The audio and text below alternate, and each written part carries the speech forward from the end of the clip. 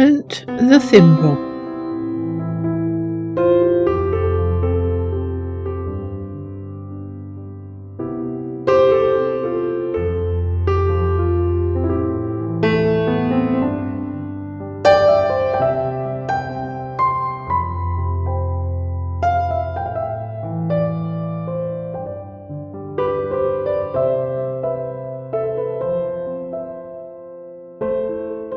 Hunt the Thimble is a party game in which one person hides a thimble and the other players race to locate the hidden object.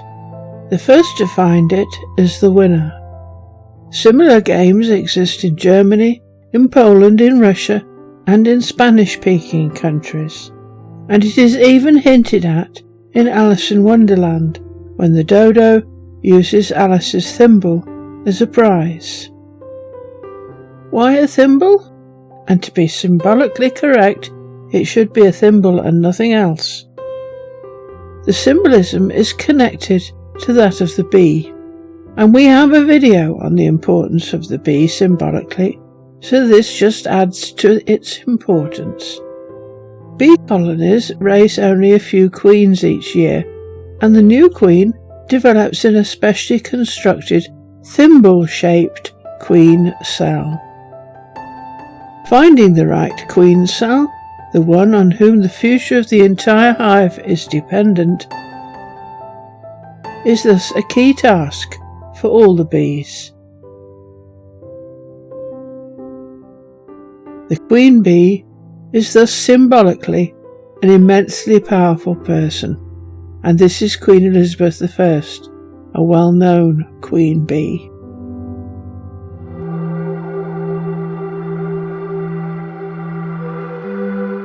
The bee goddess. The drone is a male bee. It does nothing other than serve as a potential mate for the queen bee. In symbolic terms, the drone is an initiate, a man on the path to becoming an adept. Assemblies of actual drones are almost mystical in their behaviour. They assemble at certain specific locations. There they buzz around noisily in concentrated groups, waiting for the arrival of the Virgin Queen. When the sun is high and the air warm and drowsy, the queen bee takes her virgin flight. A host of drones follow her, intoxicated by her scent. Gradually, the weaker and less agile drones fall away, exhausted, until only a few are left. Eventually, one drone, beside himself with desire, reaches her, and there, high in the air, he clasps her to him, and they mate in the air. He hangs passively from the queen by his endophallus. All his reproductive equipment has been extruded from his body just for this one moment. The transfer of sperm cells is undertaken by the queen herself through a strong contraction of her abdominal muscles, which not only pulls his entire phallus into her, but sucks him dry. But there is a price to pay.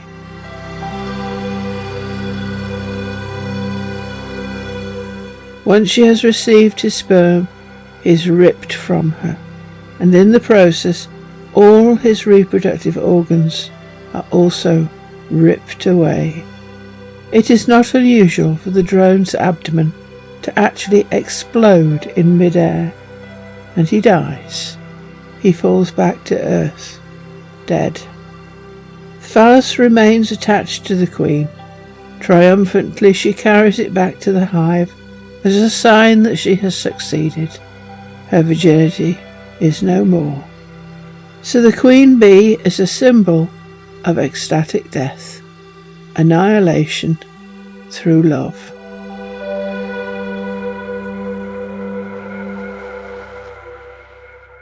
The thimble.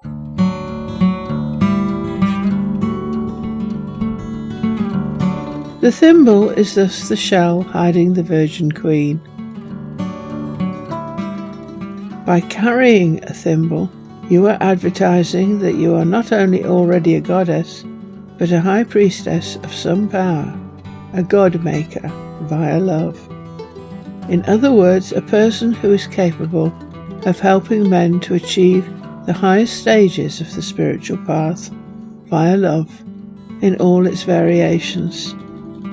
So there is every reason for a man to hunt the thimble, because by doing so he locates the High Priestess, able to progress him on the path.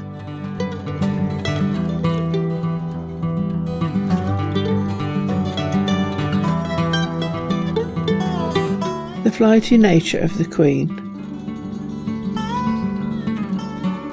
A single drone can deliver up to 6 to 11 million sperm cells. But this is only about 10% of all sperm cells with which she is finally impregnated, because she has more than one flight and is impregnated by more than one drone. In other words, the thimble is a symbol of someone able to make multiple gods and someone very sexually potent. Flighty, in fact.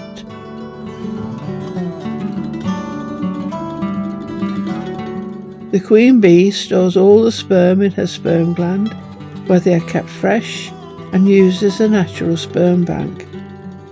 From the eggs that result, around 200,000 are fertilized and laid each year, all the workers and all future drones.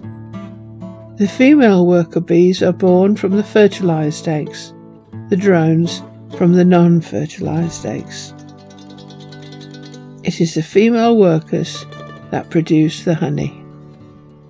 Honey is a symbol of spirit input. Thus, symbolically, the queen bee is the source of all honey, spirit input, that results.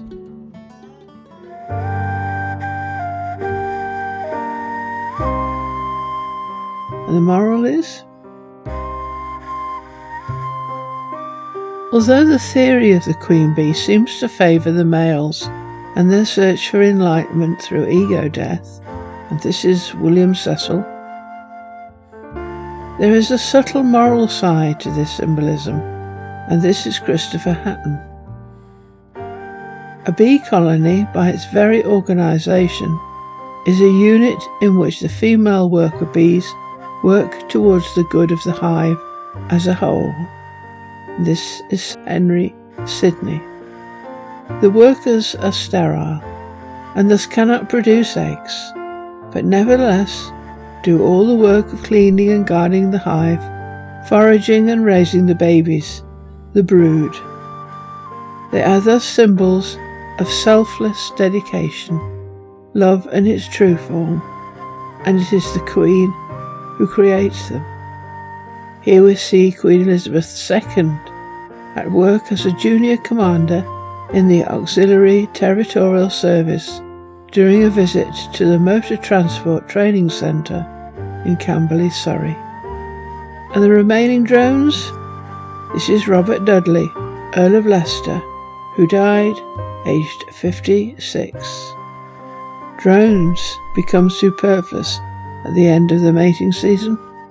By the end of summer they are all gone. Those that remain are no longer fed and are expelled from the hive and die. This is Sir Walter Raleigh, soldier, writer, explorer, and a favourite of Queen Elizabeth I. He was executed. And such is the spiritual path. This is Sir Christopher Hatton, Lord Chancellor of England, and a favourite of Elizabeth I of England, who died aged 51. There are those who achieve immortality by their offspring and through annihilation. But this is William Cecil, 1st Baron Burghley, the chief advisor of Queen Elizabeth for most of her reign. Encyclopaedia Britannica, 11th edition, Albert Pollard.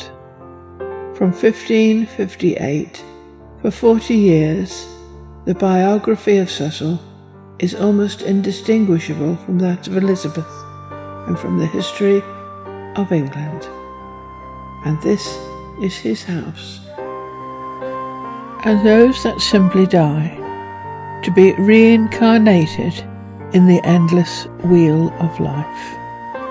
This was John Dee, an English mathematician, astrologer, occultist, and alchemist.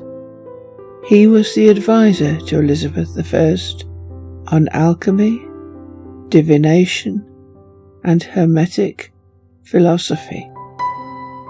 As such, hunting the thimble, if you are a man, is a dangerous game indeed.